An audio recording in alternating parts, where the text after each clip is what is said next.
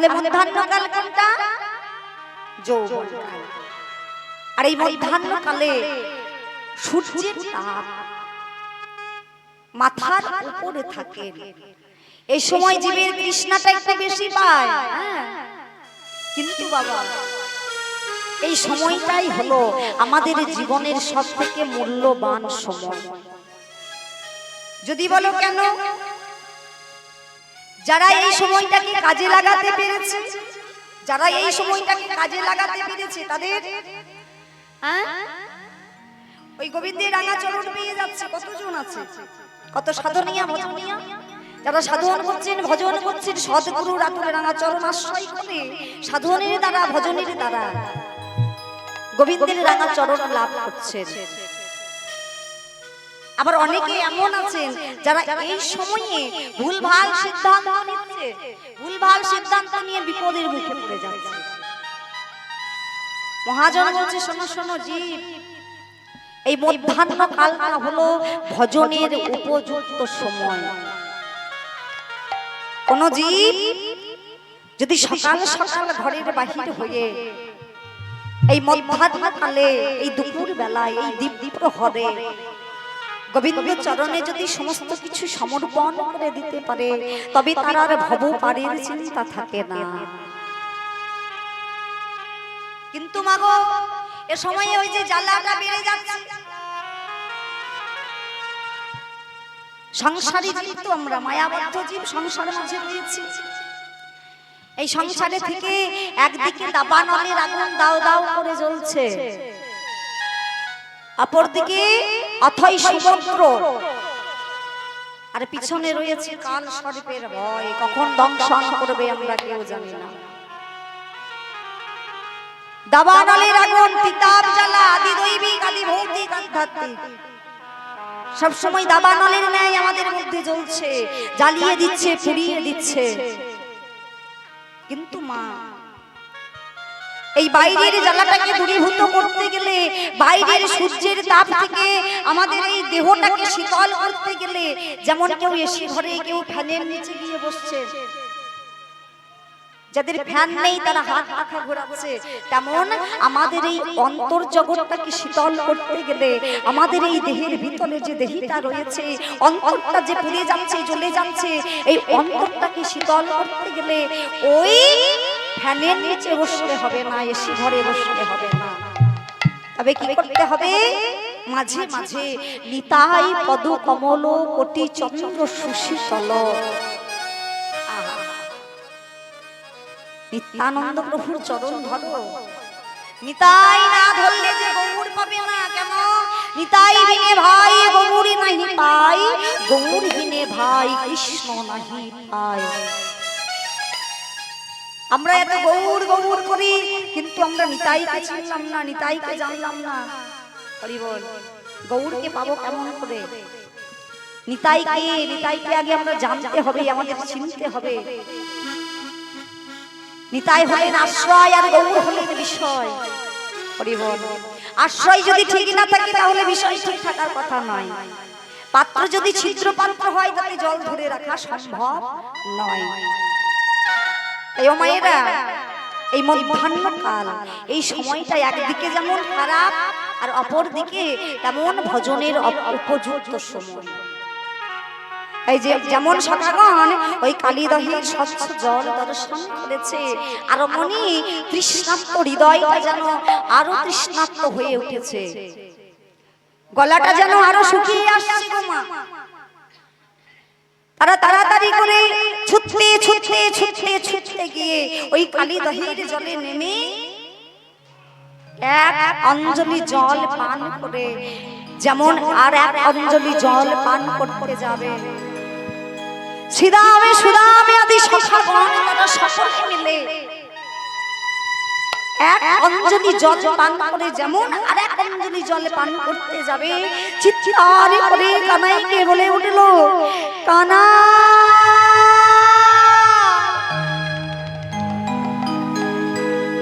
কানা, একবারে চেয়ে দেখ ভাই, যে কালীদহে এসেছিলাম, কালীদহের শীতল জল পান করে তাপিত প্রাণ তৃষ্ণার্ত হৃদয় শীতল করব। আর সেই কালীদহের জল পান করে অঙ্গ জ্বলে যাচ্ছে, অঙ্গ পুড়ে যাচ্ছে ভাই রে। একবার দেখা দে ভাই, আর যে জানে বাঁচব না। সিদাম সদাম দাম্ব সদাম সকলে মিলে ধুলার উপরে লুটাইয়ে পড়েছে, ধুলার উপরে লুটাইয়ে পড়ে কানাইকে ডেকে ডেকে বলে কানাই। এই জগতের লোকের মুখে শুনেছি ভাই, কেউ যদি মৃত্যু কালে তোর নাম করে মরতে পারে, তবে পর জন্মে নাকি তোর রাঙা চরণ পায়। ওরে সখা রে, এ জন্মে তোকে পেলাম বটে, কিন্তু সখা তোকে পেয়ে আমাদের স্বাদ মিটিল না ভাই। তাই কানাই রে,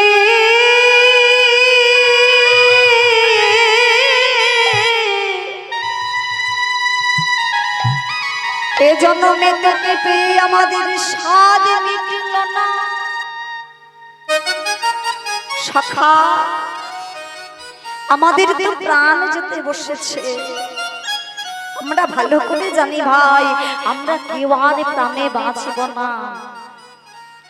তবে শোন ভাই শোন, এই প্রাণ যাওয়ার আগে তোর চরণে আমাদের একটা নিবেদন কানাই।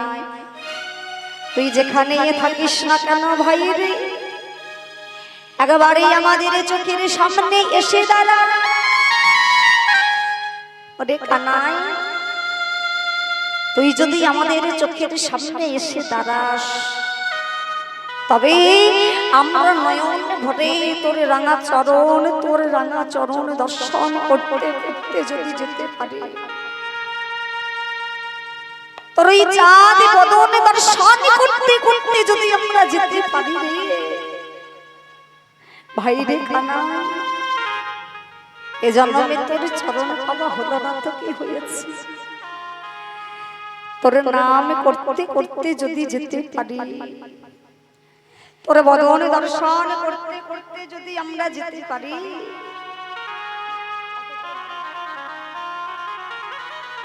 তাহলে কানাই এ জন্মে পাওয়া হলো না ঠিকই ভাই। তবে কানাই রে, এ জন্মে পাওয়া হলো না ঠিকই, কিন্তু আমরা ভালো করে জানি ভাই, তোরে বদনে দর্শন করতে করতে যদি আমরা যেতে পারি, তোরে রাঙা চরণ দর্শন করতে করতে যদি আমরা যেতে পারি, তবে পর জন্মে বলে যদি কিছু থেকে থাকে সখা কানাই, এ জন্মে পাওয়া হলো না তো কি হয়েছে ভাই? পর জন্মে বলে যদি কিছু থেকে থাকে, তবে পর জন্মে তোরে রাঙা চরণ দর্শন করে। হরি বল, হরি বল, হরি বল। শুধু তাই নয় ভাই, তোরে চরণ দর্শন করতে করতে যদি যেতে পারি, আমরা মৃত্যুকে ভয় পাই না রে ভাই। কিন্তু কি জানিস, এমন সেবন করে কত মিষ্টি মিষ্টি ফল সংগ্রহ করে তোকে যে আমরা সেবা দিতাম ভাই রে, তোর চরণ সেবা যে আমাদের আর হবে না। তাই সখা তুই একবারে আমাদের সম্মুখে এসে দাঁড়া, তোর বদনে দেখতে দেখতে যেন আমরা চলে যেতে পারি। ও মায়েরা, যেই না সখাগণ কেউ ওই কালীদহের জলে, কেউ কালীদহের তীরে পড়ে পড়ে কানাইয়ের জন্য কানাই কানাই বলে কাঁদতে শুরু করেছে। আর ওদিকে গোবিন্দ কি আমার রইতে পারে গো? যেমন শুনতে পেয়েছি সিদাম সুদাম দাম্ব সুদাম সকলে মিলে আমার জন্য কাঁদছে, আর থাকতে পারলেন না। আর থাকতে না পেরে গোবিন্দ আমার ছুটতে ছুটতে ছুটতে ছুটতে গেলেন কোথায়? সেই কালীদহের তীরে। যেখানে সখাগণ, ওখানে শ্রীদাম, ওখানে সুদাম, ওখানে দাম এবং সুদাম মধুমঙ্গল সকলে পড়ে রয়েছে। ছুটতে ছুটতে এসে শ্রীদামের কাছে একবার যাচ্ছে। শ্রীদাম, এই শ্রীদাম একবার কথা বল ভাই। সুদামের কাছে যাচ্ছে। সুদাম একবারই কথা বল। মনে মনে ভাবছে বুঝেছি, আহা আমাদের শাখাদের দেহে যে আর প্রাণে নেই। তবে শোন শাখা, আমি যখন এসেছি তোদের কাছে, আমিও তোদের বলে রাখলাম, যে কালিওর জন্য তোদের আজ এমন দশা, যে কালিওর জন্য তোদের আজ এমন অবস্থা, ওই কালিওকে আমি ছাড়ব না। তবে তার আগে যেটা করতে হবে কি না, সখাদের প্রাণে বাঁচিয়ে তুলতে হবে। এই গোবিন্দ আমার কাছে কি সখাদের প্রাণে বাঁচাবার জন্য প্রেমামৃত নামামৃত বরিশান করছে। প্রেমামৃত নামামৃত বরিশানে সখাদের প্রাণ বাঁচাইলা। আরে প্রাণে ফিরে সখাগণ কানাই কানাই বলে নাচিতে লাগিল। কানাই কানাই কানাই রে, প্রাণে ফিরে সখাগণ নাচতে শুরু করেছে। কানাই কানাই, তুই আমাদের প্রাণ ফিরে দিয়েছিস ভাই। তবে শোন, আমরাও আজকে সমস্ত বৃন্দাবনবাসীর কাছে বলবো, শোনো শোনো বৃন্দাবনবাসী, এই বৃন্দাবনে আর কোনো ভয় নেই। কেন জানো? আমাদের ভাই কানাই আছে। সে যে মরিলে বাঁচাতে পারে, সে যে বাঁচা মরার মন্ত্র জানে। তোমরা আর কেউ ভয় করো না। আমাদের ভাই কানাই আছে, কারো কিছু হতে দেবে না। সকলকে বলবো। বলে দাঁড়া দাঁড়া দাঁড়া, এত আনন্দ হওয়ার কিছু নেই, এত আনন্দিত হওয়ার কিছু নেই। কেন জানিস? এত আনন্দিত হলে হবে না। যে কারণে তোরে আমার এত আয়োজন, আমার প্রাণ সম সখাদের কষ্ট দেওয়া, যে কারণে তোরে কি গোবিন্দের মূল উদ্দেশ্য হলো কালিও না দমন। আসল উদ্দেশ্য কালিও দমন। তাহলে এত আনন্দিত হয়ে লাভ নেই, এত আনন্দিত হয়ে লাভ নেই। এখন আমার যে কর্ম সেটা আমাকে করতে হবে। তাই কি করছে গো? তাই গোবিন্দ আমার কালিওনাকে দমন করবার জন্য আজকে এই কদম্বের ডালে গিয়ে দাঁড়িয়েছেন। কদম্বের ডালে গিয়ে দাঁড়িয়ে সখাদের বলছি, শোন সখা শোন, আজকে আমি যে কারণের তরে এসেছি, যে কারণের তরে আমার এত আয়োজন, এবার আমি এই কদম ডালে থেকে ওই কালিদহের জলে ঝাঁপে দেব। শ্রীরাম তাড়াতাড়ি করে গিয়ে কানাইয়ের হাতটাকে চেপে ধরেছে। কানাই, এমন কাজ করিস না ভাই, এমন কাজ করিস না। কেন? আজকে দাদা বলরাম আসেনি ভাই রে। দাদা বলরাম বিনি মা আমার হাতে তোর দায়িত্ব ভার তুলে দিয়েছে। তুই এমন করে ওই কালিদহের বিষ জলে ঝাঁপ দিস না ভাই। তাহলে বল, আমি বাড়ি গিয়ে আমার মাকে কি জবাব দেব?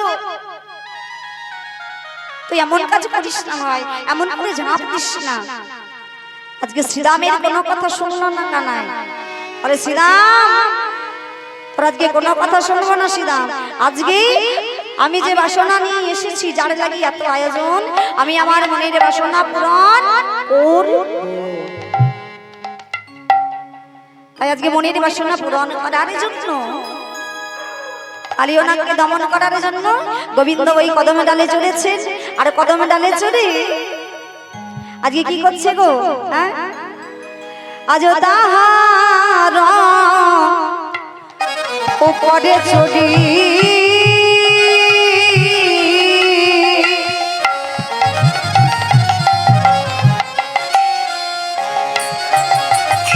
কানাই ঘনমান সাত মারে।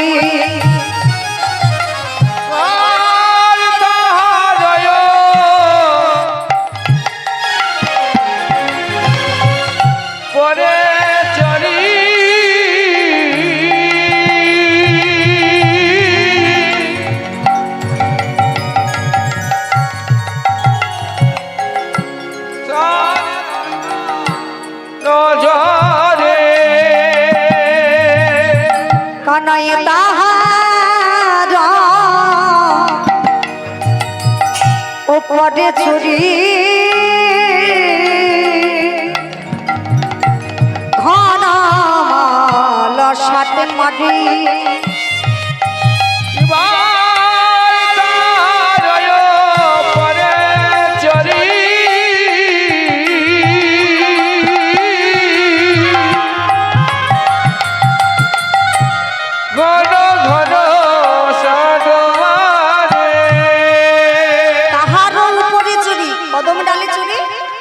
ঘন মাল শাক মানে মল্ল ছাদে ওই যে কুস্তিগিরিদের মতো কি করেছে ভালো করে ওই মল্ল ছাদে আজকে গোবিন্দ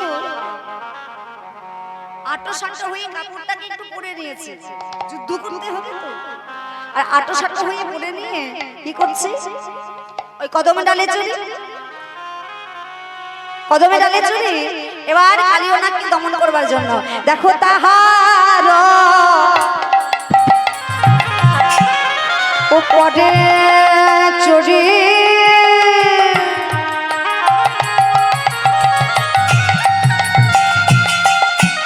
ঘন সাত মারে ঝাঁপে দিলাম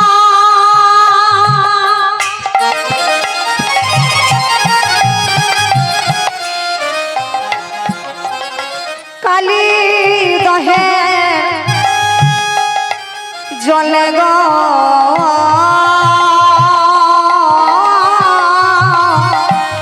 ছাপ দিল কালী দহের জলে ছাপ দিল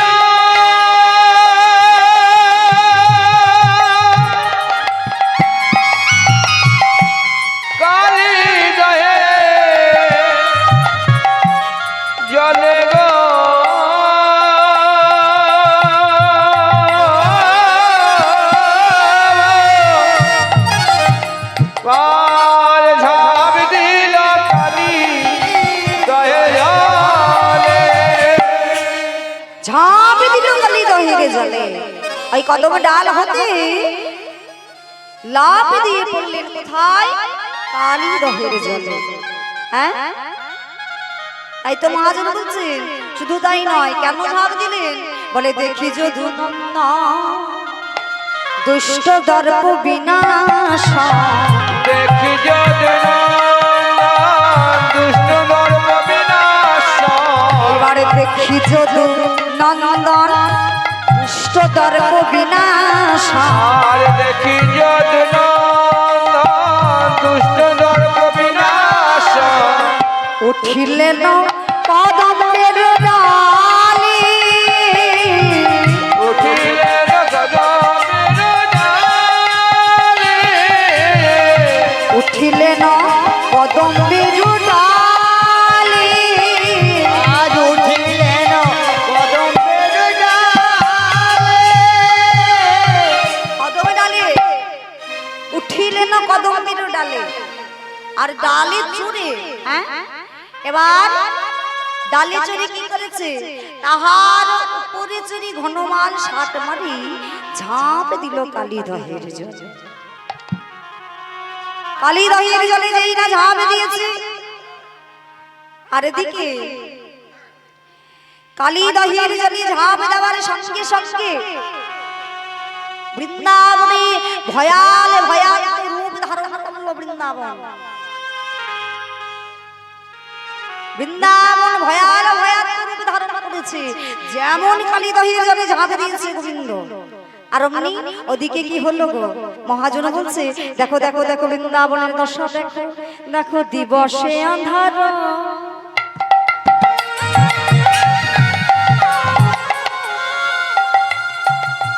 আজ গোকুলা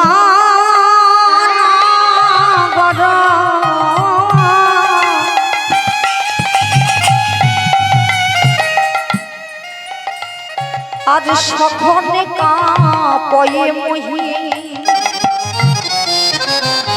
ও দিবস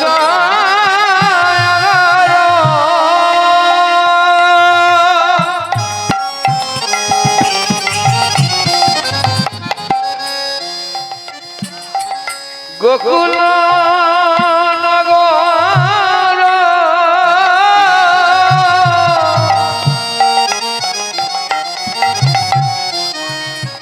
আজ সগনে আজ দিবসে আধার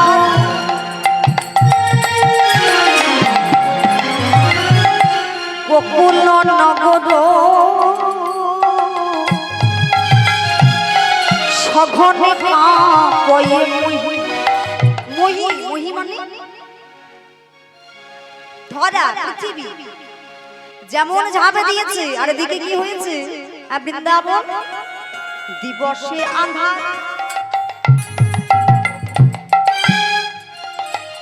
যেন দিনে আন্ধার নেমে যেন দিনে আধার নেমে এলো যেন দিনে আন্ধার নেমে যেন দিনে আধার নেমে এলো আজ বৃন্দাবনে একই দশা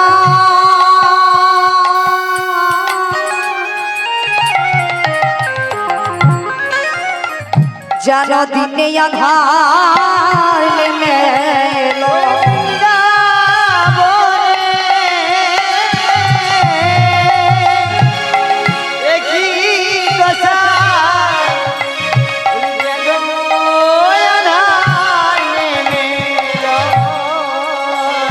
দেখো দিবসে আধার আজ গোকুল নগর সঘনে কাঁপয়ে মহি দিবস আধার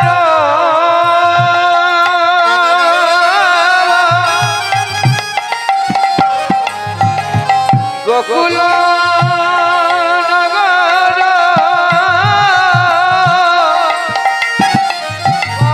কাপয়ে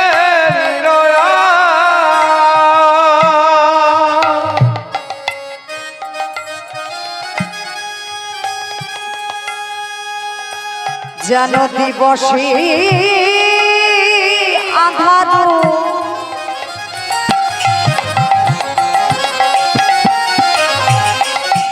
গোকুল নগর সঘনে কাঁপয়ে মহি আজ দিবস আধার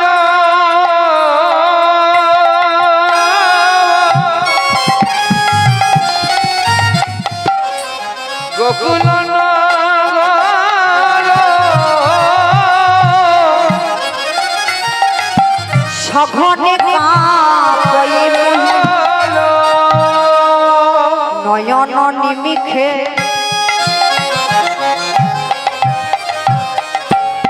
রুধির বরিখে সবাই দেখো উহি নয়ন নিমিখে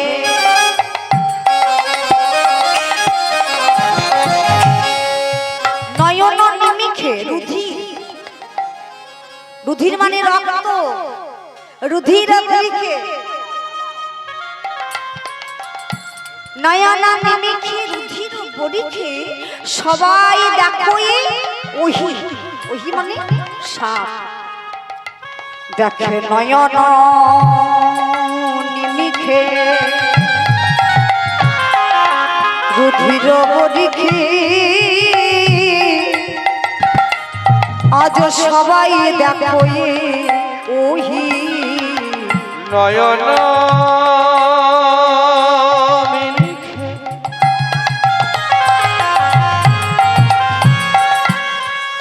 রুধিরে সবাই ভেকুলো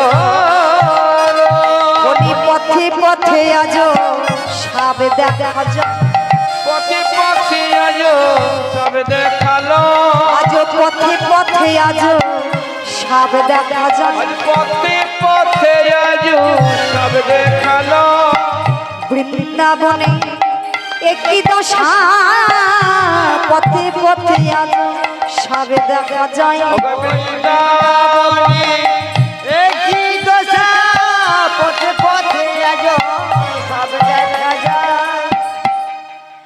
নয়ন নিমিখের উদির গরিকে যেই না কালিদাসের জনে গোবিন্দ ঝাঁপে দিয়েছেন, আর এদিকে বৃন্দাবনে যেন দিনই আধার নেমে এলো, দিনের বেলা যেন অন্ধকার হয়ে গেল সারা বৃন্দাবন। রক্ত বর্ষণ হচ্ছে, রক্ত বৃষ্টি হচ্ছে। আর এই দশা দর্শন করে মাতা যশোমতী আমার নন্দ মহারাজের কাছে গিয়ে বলছে, হ্যাঁ গো স্বামী, তুমি কি জানো, তুমি কি জানো আমি আজকে রজনী শেষে এক দারুণ স্বপ্ন দেখেছি। কি স্বপ্ন মহারাজ? আমি নিশির শেষে স্বপ্ন দেখেছি আমার গোপালে ভুজঙ্গে বেরোলো, সাপে বেরোলো। হে মহারাজ, আমি কি স্বপ্ন দেখেছি জানো মহারাজ? এক দারুণ স্বপ্ন দেখিলাম আমি শেষ রজনী শেষে। দারুণ স্বপ্ন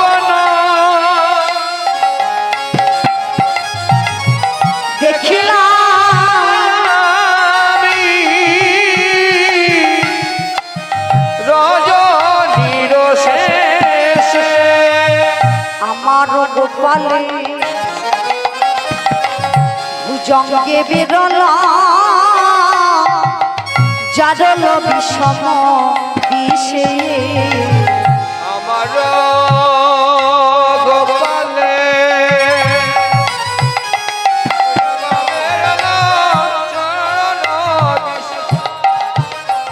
দেখলাম আমার গোপালে ভুজঙ্গে বেরোলা জারল বিষম বিষে। আমার গোপালে ভুজঙ্গে বেরোলা জারল বিষম বিষে। আমি নিদারুণ স্বপ্ন দেখলাম, পাবন স্বপ্ন দেখিলাম মহারাজ আমি স্বপ্ন দেখলাম। মহারাজ কাঁধে স্বপ্ন দেখিলাম মহারাজ নিশিটি শেষে আমি নিদারুণ স্বপ্ন দেখলাম। কি স্বপ্ন? আমার গোপালে ভুজঙ্গে বিরল জারণ বিষম বিষে। আর বিলম্ব করুন না মহারাজ, চলুন যাই যাই যেখানে আমার গোপাল আছে। যশোমতী মা আমার আর থাকতে পারলো না গো, তাই সকলকে সঙ্গে নিয়ে যখন সারা বৃন্দাবনে খবর উঠে গেল, আর থাকতে পারলেন না মাতা যশোমতী।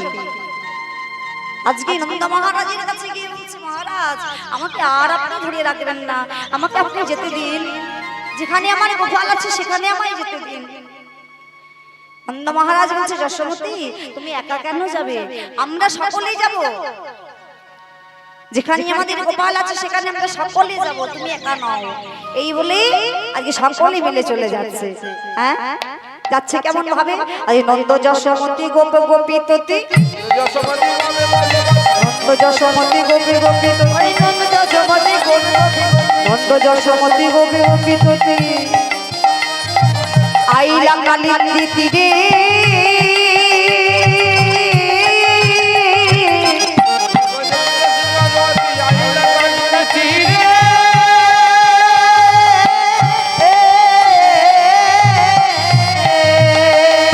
নন্দ যশোমতী গোপী গোপিততি আইলা কালিন্দী তীরে। আর কালিন্দী তীরে এসে যশোমতী মা আমার দেখে কি শ্রীদাম সুদামে দাম্ভ সুদাম সকলে রয়েছে, কিন্তু আমার গোপাল কোথায় গেল? আমার গোপাল কোথায় গেল? আর সংবাদ শুনে দাদা বলরাম সমস্ত সমস্ত ব্রজগোপীগণ সকলে এসেছে কালিন্দীর তীরে। মাতা যশোমতী শ্রীরামের কাছে গিয়ে বলছে, শ্রীরাম রে, শ্রীরাম তুই কি আমায় বলতে পারিস বাবা, সকলে রয়েছে এই কালিন্দীর তীরে, আমার গোপাল কোথায় গেল রে শ্রীরাম? আমার গোপাল কোথায় গেল কৃষ্ণ? শ্রীরাম বদনে কোনো কথা বলতে পারলো না মা, অঙ্গুলি দিয়ে দেখিয়ে দিল, মা তোমার গোপাল ওই কালী দহের জলে ঝাঁপ দিয়েছে। যেমন বলেছে অঙ্গুলি হিলানে যেই না দেখিয়ে দিয়েছে, আর অমনি সঙ্গে সঙ্গে মাতা যশোমতী আমার নয়নে জলে বক্ষ ভাসাইয়ে বলে, গোপালের ওরে গোপাল রে, বলে কোথারে গো কুলচন্দ্র, ওরে গোপাল রে,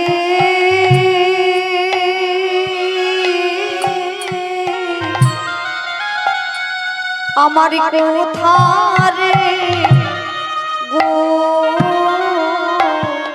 কুলচন্দ্র, ওরে গোপাল রে,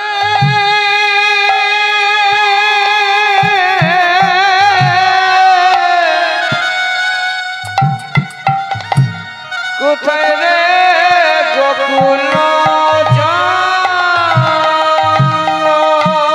তুই ভুলিয়া কারে বলে, গোপাল তুই তার কথা এমন বললি, বল বল গোপাল বল, বলে ভুলিয়া কারে বলে,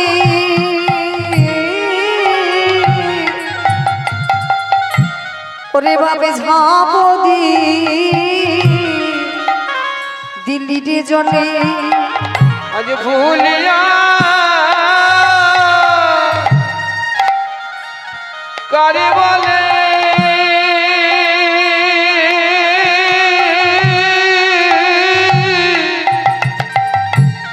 যাবে দিলি কালিদায়ে, ওরে ভুজঙ্গে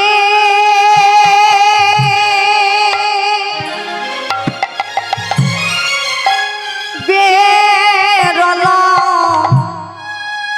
সোনার অঙ্গরে,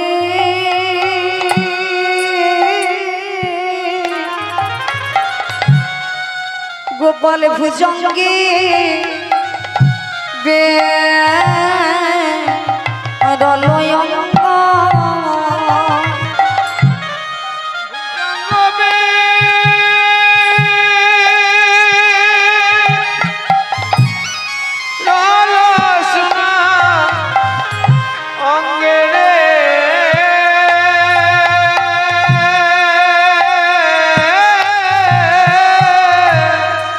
আজ ভুজঙ্গে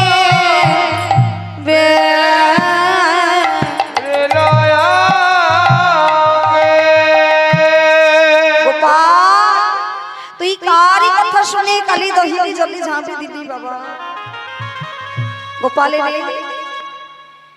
আমি তো বেশ ছিলাম, যখন তুই আমার কোলে আলো করে আসিসনি আমি বেশ ছিলাম গোপাল।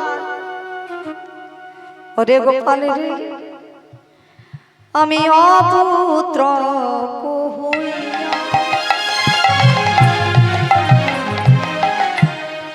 মন্দির লইয়া,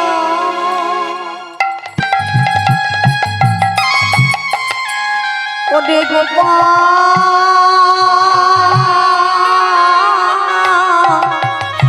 ছিলাম পরম সুখে, পুত্র হইয়া তুমি জঠরে জনমী ছেলে দিয়া গেলা বুকে, পুত্র হয়ে জঠরে জনমে ছেলে দিয়া গেলা আমার কেউ ছিল না ভালোই ছিল ছিল আর ভালো ছিল আমার কেউ ছিল না ভালোই ছিল আর কেউ ছিল না ভালো ছিল ওরে আমার প্রাণের গোপাল কেউ ছিল না ভালোই ছিল বলিও রে আমার প্রাণের গোপাল কেউ ছিল না ভালো ছিল অপুত্রকে হইয়া মন্দির লইয়াছিল পরম সুখে গোপাল যখন আমার কেউ ছিল না যখন তুই আমার কোল আলো করে আসিস বাবা তখন তো আমি খুব ভালোই ছিলাম আর তুই আমার কোল যদি আলো করে এলি আহা কেন মনে করে অভাগিনী মাকে ছেড়ে চলে গেলি কতদিন তোকে কাছে পাইনি ওই গোপেশ্বরীর সাধনা করে আমি তোকে পেয়েছিলাম বাবা বিধাতা বিধাতা ওরে বিধাতা যখন আমার কেউ ছিল না তখন আমি বড় ভালো ছিলাম বলে বল বল না ওরে ও বিধাতা বলে নিদারুণ বিধি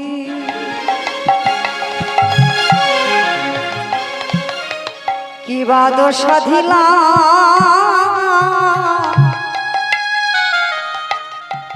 আজ বিচারিলাম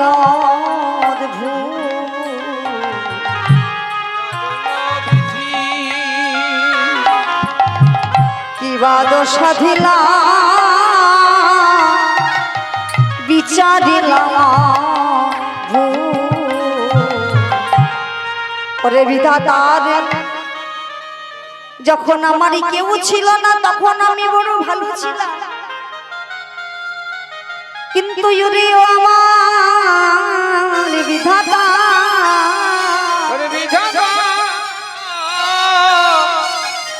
তবে বল বল অভিজ্ঞতা কেন আমায় গোপাল দিলি আবার আমার গোপালকে কেন কেড়ে নিলি ওরে অভিদাতা তুই কাজ ভালো করলি না রে কাজ তো ভালো করিস না রে তুই কাজ তো ভালো করলি না রে কাজ তো ভালো করিস না রে আমায় দিয়ে কেন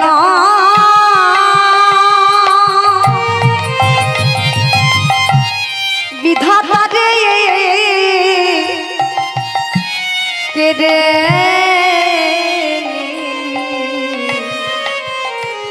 বিধাতা কাজ ভালো তুই করলি না রে দিয়ে কেন করে নিলি বেদা কাজ তো ভালো করিস না রে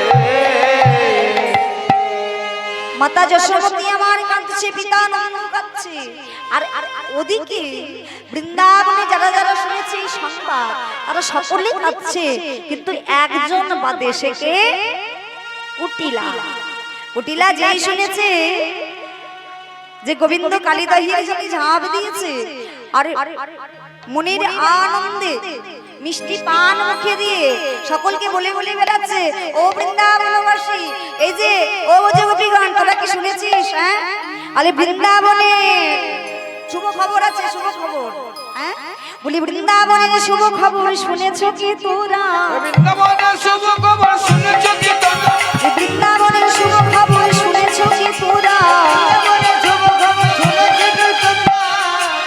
খবর শুনেছো হ্যাঁ বলে কি খবর বলে শোনোনি হ্যাঁ ওই যে জলে ডুবে মারা গেছে নন্দের কেলে ছোড়া জলে ডুবে মারা গেছে নন্দের ছোড়া বলি জলে ডুবে মারা গেছে নন্দের কেলে ছোড়া জলে ডুবে মারা গেছে নন্দের কেলে ছোড়া আর চিন্তা নাই গো আর চিন্তা নাই গো আর চিন্তা নাই গো ওই গেলে ছোড়া মারা গেছে আর চিন্তা নাই গো ওই ছেলে ছোড়া মারা গেছে আর চিন্তা নাই গো ওই যত কুলবতী সতী যারা আছে বৃন্দাবনে হ্যাঁ আর কোনো চিন্তা নেই জানো হ্যাঁ জানো না তোমরা খবর পাওনি ওই জলে ডুবে মারা গেছে মন্দির কেলে ছোড়া বাবা মিষ্টি পান নিজে খাচ্ছে অপরকে খাওয়াচ্ছে হ্যাঁ শুভ সংবাদ আর এই খবরটা যখন রাধা রানীর কানে পৌঁছে গেছে রাধা রানী আরে কি আমার থাকতে পারে রাধা রানী আমার যেই না সংবাদ পেয়েছে প্রাণবধূর জলে ঝাঁপ দেওয়ার কথা ললিতাকে বিশাখাকে বলে ও ললিতা ও বিশাখা ও বিশাখা তোরা কি জানিস সজনীর সেই ছেলে বেলায় একেবারে আমি আমার পুতুলে খেলার ছননাই বধূর বদনে দর্শন করেছিলাম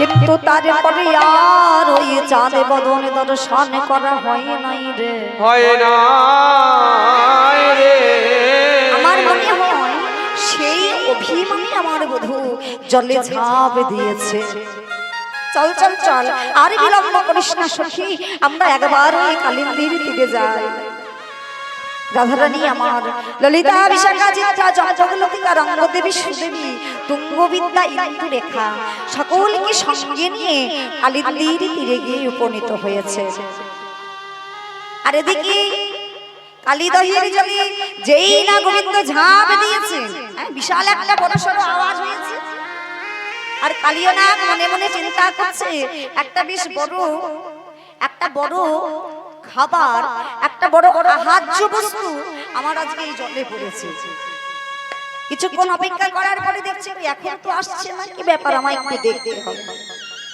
এই যখন গেছে দেখে কি একটা ছোট বালক একটা ছোট বালক তার সারা শরীরটা নীল হয়ে গেছে মনে মনে ভাবছে এই তো বিষয়টি আরম্ভ হয়ে গেছে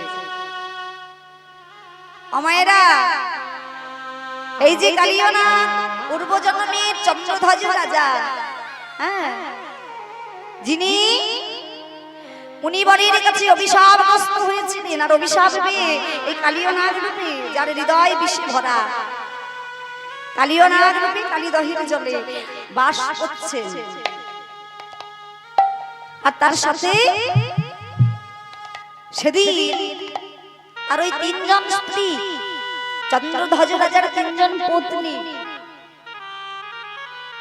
যেদিন ওই মুনির ওই পাদোয়া জল মাথায় করে নিয়ে এসে চন্দ্রধ্বজ রাজার বেদনা দূরীভূত করবার জন্য নিয়ে এলেন নিয়ে এসে যখন দেখলেন সেখানে পোকা কিলবিল করছে গলিত মাংস পড়ে রয়েছে মনে মনে চিন্তা করলেন চরণ ধোয়া জল খেয়ে আমার শুল বেদনা দূরীভূত হবে ঠিকই কিন্তু এমন নোংরা বিশ্রী জল আমি সেবা করতে পারবো না তাই রেখে দিয়েছিলেন সেদিন আর সেই চরণ ধোয়া জল ওই চন্দ্রধ্বজ রাজার তিনজন পত্নী তারা মনে মনে চিন্তা করলেন আমরা হলাম তার সহধর্মিনী তাহলে সহধর্মিনী যদি হয় তাহলে আমাদের স্বামীর সবকিছুতেই আমাদের ভাগ আছে নিয়ে এসেছে চরণ ধোয়া জল সেই চরণ ধোয়া জল তিনজন পত্নী সেদিনকে সেবা করেছিলেন আর সেদিন ওই মুনি এসে চন্দ্রধ্বজ রাজাকে বলেছিলেন চন্দ্রধ্বজ শুনে রাখো তুমি যেদিন তুমি ওই কালিদহের জলে কালিয়নাগ রূপে অবস্থান করবে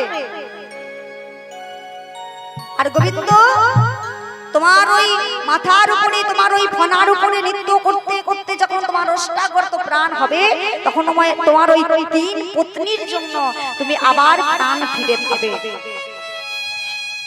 আজকে কালিদহের জলে কালিয়নাগ তার পত্নী তার সন্তান সকলে রয়েছে আর এদিকে যেই না ওই যে গোবিন্দ ঝাঁপ দিয়েছে তাড়াতাড়ি করে গিয়ে দেখছে বিষক্রিয়া আরম্ভ হয়ে গেছে কেন সারা শরীর নীল হয়ে গেছে তবে কি হলো গো মা যেমন গোপালের বদন পানে নয়ন দিয়েছে কালিয়নাগ আর অমনি কালিয়নাগের মনে যেন মায়ার সৃষ্টি হলো ভক্তির সৃষ্টি হলো। তাই বললো, ওরে বালক, আমি কালিও নাগ হয়ে তোকে বলছি, এতদিন কাউকে বলিনি, তোকে বলছি ফিরে যা, মায়ের কোলে ফিরে যা। তোকে আমি একটা সুযোগ দিলাম, ফিরে যা মায়ের কোলে। কালিও নাগ মনে মনে চিন্তা করছে, না জানি কোন মায়ের কোল খালি করে এসে আজ আমার দহের জলে পড়েছি গো। কিন্তু মা, ছোট্ট গোপাল মনে মনে ভাবছে, ওরে কালিও তোর এত অহংকার, কিন্তু তুই জানিস না আমি হলাম দর্পহারী মধুসূদন, এই জগতে দর্প আমি কারোর রাখি না।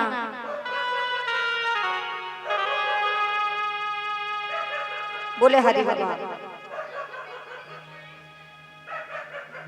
আমি হলাম দর্পহারী মধুসূদন, এই জগতের দর্প আমি কারো রাখি না। কেন?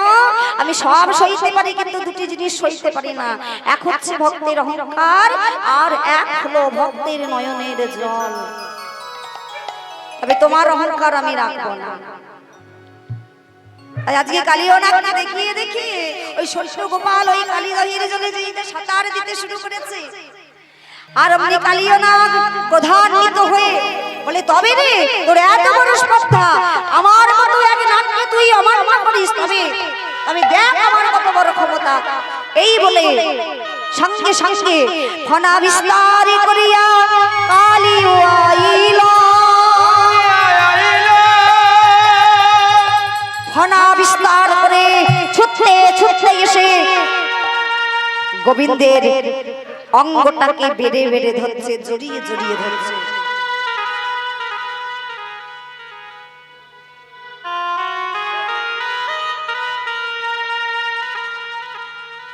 অমায়েরা,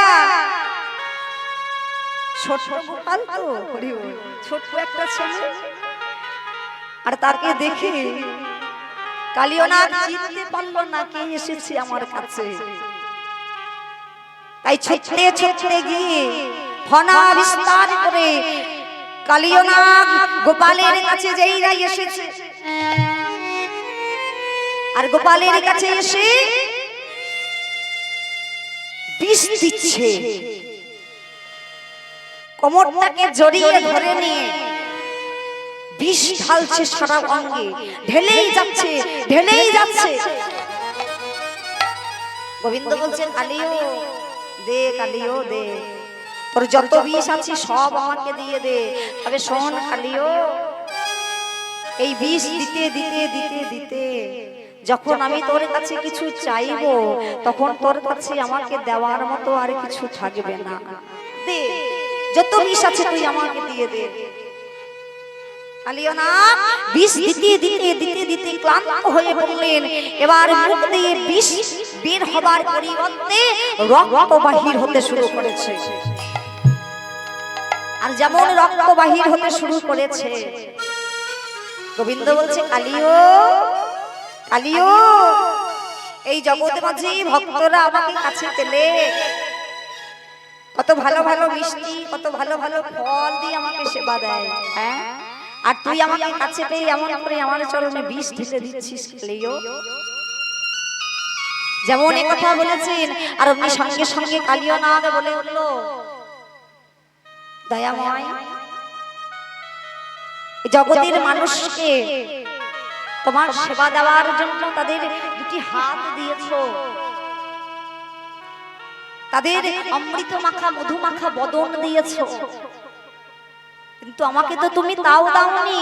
তুমি আমাকে আমার অন্তরে মধুর পরিবর্তে দিয়েছো অন্তর ভরা বিষ। তাই আমি যখন তোমায় কাছে পেয়েছি, তোমাকে কাছে পেয়ে আমি আমার আর কি দেব? আমার কাছে তোমাকে দেওয়ার মতো যে আর কিছু নেই। তাই ওগো দয়াময়, আমি কি করলাম জানো? আমার অন্তরে তুমি যা দিয়েছো আমি তাই দিয়ে তোমার চরণ পূজা করলাম, আমি তাই দিয়ে তোমার চরণ পূজা করলাম। গোবিন্দ বলছে, কেন কালিও, তোর কাছে আমাকে দেওয়ার মতো আর কিছু নেই? হ্যাঁ, বলে আছে। বলে কি? বলে এই যে আমার প্রত্যেকটি ফনায় একটি করে মণি আছে, এই মণিগুলো আমি তোমার চরণে দিয়ে দিলাম। অমায়েরা এদিকে কালিন্দির জলে, ওই কালীদহের জলে কালিয়নাগ আর গোবিন্দের কথাবার্তা চলছে, আর ওদিকে তীরে দাঁড়িয়ে দাঁড়িয়ে ব্রজগোপিনীগণ কাঁদছে, মাতা যশোমতী পিতা নন্দ পানন্দ শাখাগণ কাঁদছে। গোবিন্দ বলে উঠলো, কালিও আর নয়, দেখো তীরে দাঁড়িয়ে দাঁড়িয়ে আমার সমস্ত ভক্তবৃন্দ আমার জন্য কাঁদছে, আর বিলম্ব করো না, কেন এবার সময় হয়ে এসেছে। আর ব্রজগোপীগণ আর ওই বৃন্দাবনবাসী আর আমার ভক্তের মনে কষ্ট দেওয়া হবে না গো, হ্যাঁ? তাই আজকে গোবিন্দ করছে নাকি, আজকে আজকে ওই কালিয়নাগের মাথার উপরে দাঁড়িয়ে দাঁড়িয়ে আজকে নৃত্য করতে শুরু করেছে। আর মহাজন এক পাশে দাঁড়িয়ে দাঁড়িয়ে দর্শন করছেন আর কলম দিচ্ছে। দেখো দেখো দেখো সভাটা হয়েছে কেমন, আজকে ব্রজবাসীগণের অবস্থা কেমন, ওই তীরে দাঁড়িয়ে দাঁড়িয়ে মহাজন বলছেন ওই ব্রজবাসীগণের জীবন শেষ হয়ে গেছে, জীবন বলে তো কিছু নেই, সব যেন বাহির হয়ে চলে যাচ্ছে, হ্যাঁ? তাই তুমি আর বিলম্ব করো না, এবার তুমি তাদের সাথে মিলিত হও, তাদের সঙ্গে গিয়ে তাদের কাছে গিয়ে তুমি দেখা দাও। গোবিন্দ বুঝতে পারলেন ঠিকই তো, আর বিলম্ব করলে হবে না, এবার আমায় তাদের কাছে যেতে হবে। আজকে কি করেছে, হ্যাঁ? দেখো ব্রজবাসী গণ জীবন সে, আজ ব্রজবাসী গণ জীবন সে, ব্রজবাসী গণ জীবন সে,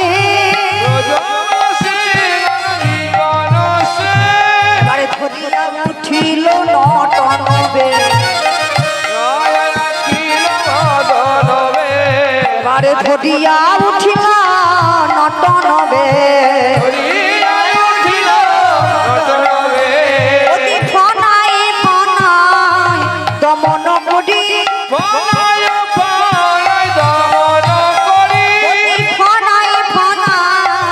দমন করি,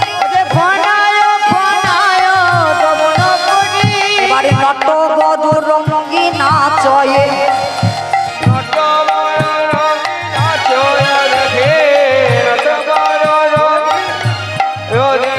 অতি ফনাই ফনাই দমন করি,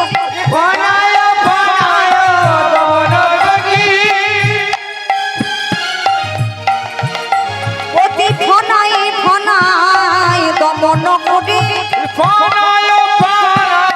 দমন করি, আরে নট বধূ রঙ্গি নাচয়ে হরে, আরে নট বড় রঙে নাচয়ে হরে, এবার ফনাই ফনাই দমন করতে করতে আজ গোবিন্দ মহানন্দে মাতোয়ারা হয়ে নৃত্য করছেন। আহা ও মায়েরা, আর গোবিন্দ কি কাছেতে আজ কালিয়নাগ কি করছে গো, প্রথমে বিষ দিয়েছি তো, এবার ওই ফনা হতে ওই মণিগুলোকে গোবিন্দ চরণে দিচ্ছে। দেখো ফণি মণি গণ পরয়ে খুশি,